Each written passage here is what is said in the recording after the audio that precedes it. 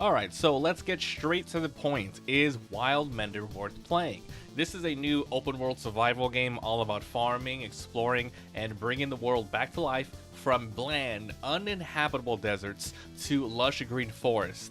I'd say, though, it is rough to get started, meaning the tutorial is very abrupt and some mechanics are very easily missed if you miss some text. This is a good game overall. I think if you like the game loop and progression of similar games in this genre, such as Ark Survival and Valheim. Now, what I mean by that is it's all about gathering, crafting, building, farming, and then exploring to level up your character, and then you can do even more gathering, crafting, building, farming, and exploring, but with more ease. So that's it. Is it worth playing? Only if you like that genre. If you're interested, stick around for more of a quick summary on how the game plays, the good, the bad, and then a gameplay highlight at the end here. So let's start with the story. You are a nameless character, you spawn on this desert world, a spirit is there helping you out, you get all your tutorials from him, he teaches you the ropes on how to craft, you start gathering pieces of his memory to learn what happened to this world, and then your overall goal is to fix the world via talking to spirits, getting memories, and of course, farming. Moving over to the gameplay, so for survival aspects, you got water, your food, and health bars that you have to keep up throughout the whole game. For the farming aspect, you got like seeds, you got regular seeds, special seeds, you got grass, regular plants for eating, gigantic trees. You're going to be messing around with the architecture, the ground, using your spade to spread the spring water around, build your own base. Moving on to crafting, you're going to be building lots of different, like lean-tos, workbenches, different tools, equipments, and then for exploration, you're going to be running, sliding, and jumping, and climbing your way through this whole gigantic land, and also there's a little bit of combat, which I wasn't expecting.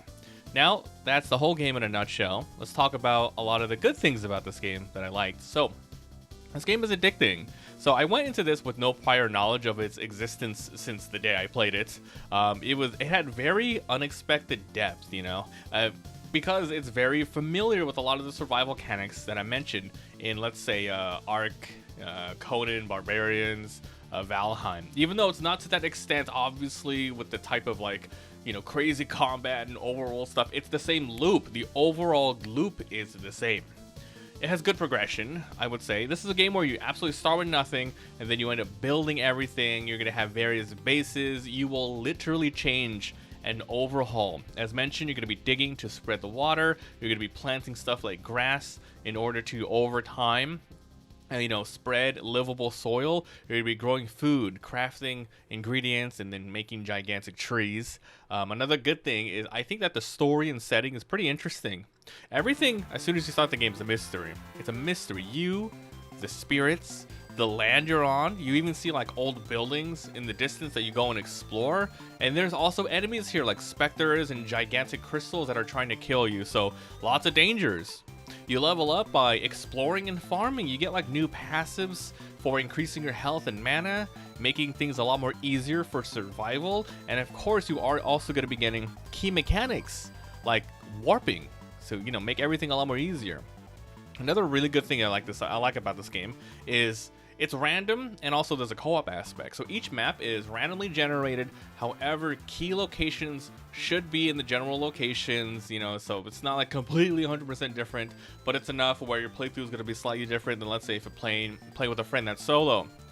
Speaking of friends, I played solo, but I would 100% absolutely recommend this game multiplayer because there is just so much to do, lots of different tasks, and I think it'd be really fun just divvying up the resources, the responsibilities, or even just doing everything at once and exploring together. Now, with that being said, let's talk about some of the bad things. So I think it is going to be difficult for newer-ish players or those who are new to the survival genre to get through the tutorial. It's very abrupt, but however, everything is second nature to me. I've played like 1,000 of these type of games, but there's a lot of mechanics that are just given to you really fast, all at the same time, while your water is depleting, your, your food is depleting, and you do miss a lot of things because they talk about it and then it just goes away. It's not intuitive for everything to do. Even though I said I'm experienced with a lot of this stuff, I was streaming this the other day. I had someone who played the beta and who was giving me tips on, like, yeah, this is not intuitive, but you can use this broken gate to actually teleport back home, you know, saving me like dozens and dozens of freaking minutes just walking back and forth. So thank God for that guy. But yeah, I would have loved if this game had a sort of, you know, an option in the menu, a tutorial book for all of the tips that you've seen. There are really good tips in the loading menus, but you hardly even get into loading menus until when you quit the game and start the game. Those are the only places you get tips. So there should have been some sort of book in the game to see everything. Also, I don't recommend playing this on controller. I tried it on there. However, if you play Dark Souls and stuff on controller, you're gonna know what I mean when I say you have to do like the claw motion for your character to move. You gotta move the camera around like this, so your hand's like a claw. So you have to do a lot of that. So if you don't want to do that, I recommend keyboard and mouse. With that all being said, is this game worth playing? Who should be picking this up? As mentioned, not for everybody, but if you are that person that just loves the really slow burn, the long-term survival, where you go from nothing to being all powerful, having a gigantic base, you're able to jump around freely, you know, when just, you know, hours or days ago, you were struggling to get across the map and you get through it in like minutes.